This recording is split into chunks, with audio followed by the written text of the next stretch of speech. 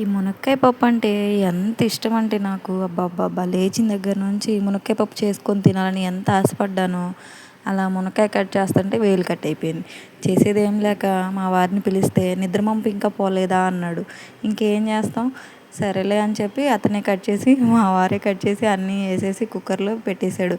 3 whistles అని వేలు చూపించి మరీ చెప్పానా, నా దరిద్రం ఏంటో కానీ ఈరోజు కుక్కర్ విజిల్ కూడా ఫెయిల్ అయిపోయింది. చేసేదేం లేక మళ్ళీ తపాల్లోకి చేంజ్ చేసి స్టవ్ పైన పెట్టేసి వాటర్ ఎక్కువ పోసి ఒక గంట వరకు ఉడికించాల్సి వచ్చింది. ఇంకేం చేస్తాం, కుక్కర్ ఫెయిల్ అయింది. ఇంకా అలా ఉడికించేసి మెత్తగా మునక్కాయలు మొత్తం సపరేట్ చేసేసి వాటర్ వేసి, మనకు ఉంది కదా ఆయుధం పప్పు ఎనిపేది, పప్పు గునిపుతో ఎనిపేసేసి వాటర్ వేసేసి పక్కన పెట్టేసుకున్నాం. 3 గ్లాసులు అలా పోసేసి పోపు పెట్టేసా.